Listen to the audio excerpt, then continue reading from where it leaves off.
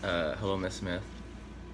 This is gonna be a little video for my biology project, the cell analogy. So what I did mine on is The Office, which I think is pretty cool. See, and I related each part to a character in The Office, and I think it worked out surprisingly well. But I'm gonna be doing this in bed, by the way, because I don't exactly feel very great. Um, Hope I don't have the coronavirus, but it's not looking too hot. I've been going out to the beach and stuff, so I guess we'll start with Daryl.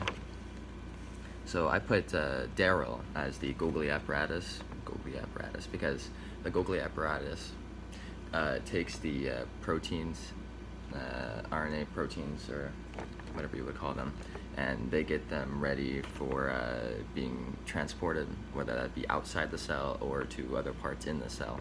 And that is similar to what Daryl does throughout most of the show as the person in charge of the warehouse, which is where they would ship out papers to the company. If you don't know, if you don't watch The Office, he basically is in charge of shipping. Next, I would say Michael Scott. Now, Michael Scott is the boss in The Office. So he basically, but in the show he acts not really as a boss, but more as like a crazy motivator, friend, person, which is why I think he works as a mitochondria rather than the nucleus, because the mitochondria takes in materials from outside the cell and turns it into ATP, which can be used by the other organelles, which basically Michael takes in the orders from the corporate or whatever and just outside stuff, and he gets crazy and overreacts, and he's basically the only reason the people at the office are motivated to do their work, but also not. But it would make sense if you watched the show. I hope you did. Otherwise, this is kind of weird.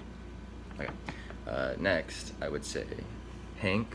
Now, Hank is a little bit more minor, but but he appears throughout the show as the security guard for the office. So he is pretty perfect as a cell membrane, because he stands in the front office and he can either kick you out or he'll let you in. Usually he'll let you in because he doesn't care, but basically he's in charge of making sure no random people come in, which is why I put him as the cell membrane, because that's what the cell membrane does. Now, it should be also noted that a plant cell will usually have a cell wall, but I didn't document it on the paper because I couldn't find anything to relate it to The Office, even though I'm sure I could have. But animal cells do not have a cell wall outside the cell membrane. Next, I would put Ryan Howard as a vacuole. And also, I know that plant cells usually have one large vacuole, but I figured space-wise and aesthetically it would look better to have multiple small ones. But plant cells usually have multiple small vacuoles, and animal cells will have multiple small ones, and plant cells will have one large one. So Ryan Howard acts as a temp or an intern in the office, meaning he doesn't really have a set job, but he kind of just observes and does whatever until he's actually needed for a job, or he's ready to, do whatever. Which is why I think he's a vacuole, because vacuoles take in extra like materials and waste products and stuff that's not being used by the cell, and it's just stored there for when it's actually needed, which is basically what's Ryan doing, as taking in information for when he's actually needed for a job. So I think that's why Ryan should be a next, I would say the chloroplasts would be the accounting department, which would be Angela, Kevin, and Oscar. And the reason I said they would be chloroplasts is because the chloroplasts, they take in like sunlight and stuff,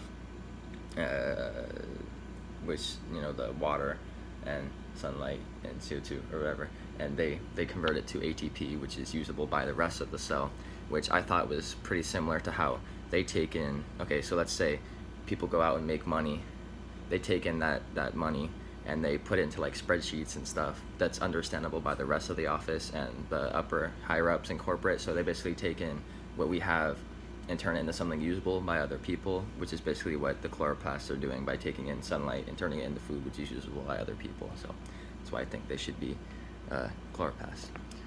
Next would be Toby Flenderson. If you don't know, Toby is basically the butt of the office. Everyone hates him.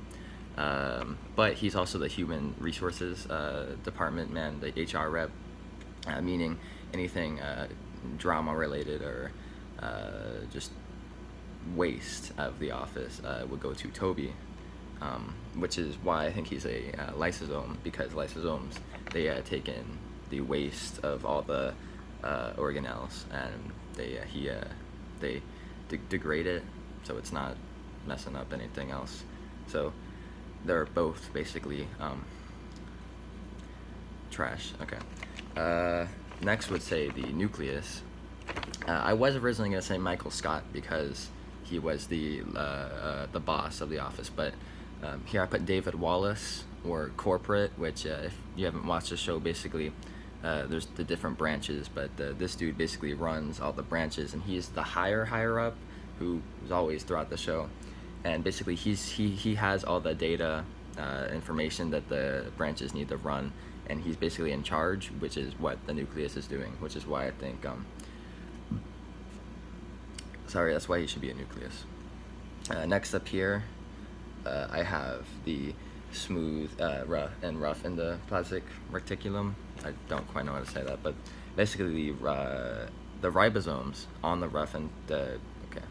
So the ribosomes on the rough the RER or whatever, the ribosomes actually create the proteins, and the ribosomes are located on the rough endoplasmic reticulum, which is why I said that the ribosome should be the sales department, which would be Jim and Dwight, and I think the rough endoplasmic reticulum should be Pam, because although Pam is just the person who sits in the desk, she basically keeps the sales department under control, because Jim and Dwight are constantly fighting and pranking each other, and without Pam they would basically go crazy, which is why I think Pam is the thing holding them together, which is what the rough endoplasmic blah blah blah is doing to ribosomes.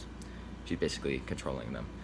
And next I have the smooth endoplasmic reticulum, which I said would be Creed, and although Creed is pretty much a slacker, what his actual job is supposed to be is making sure the paper is properly sorry, someone's messaging me, is proper quality, and that it's not being destroyed or someone's messing with it, which is basically what the smooth endoplasmic blah blah blah does. They filter out all the toxins in the body, in the cell, and make sure the cell is operating properly and it's releasing proper hormones and stuff like that, which is what Creed does, supposed to do. Pretty sure I got everything. Did I? No, I got it. I got everything. Okay. The back page is a little scuff for me. I put a better one on a Google Doc that I submitted online, so I hope that's fine. But basically, the main difference between a plant cell and an animal cell is that a plant cell is going to be more box-like, maybe like a rectangle, but it's more boxed off, while an animal cell is going to be more circular and less uniform.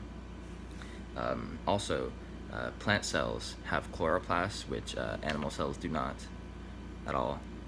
And another big difference, like I said earlier, was with the vacuoles. The plant cells usually have one large vacuole, and the animal cells usually have multiple small vacuoles, even though I didn't draw it on here, but I think you understand.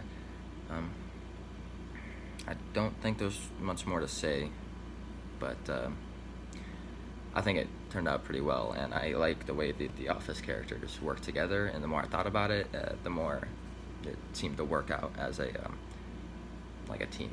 So, thank you.